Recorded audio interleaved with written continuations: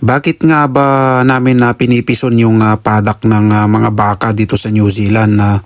Ito ay pamamaraan para ma-improve yung grass growth at para ma-level na rin yung mga paddocks para yung mga bukol-bukol ganun ay ma-flat. At isa pa pag planning for silage yung mga paddocks ay ginagawa din namin ito para bumaon yung mga bato kung mayroon man.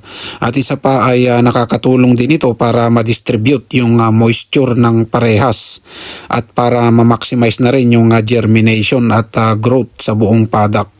At para ma-promote na rin yung mas magandang root growth ng ating mga damo sa pamamaraan na ganito.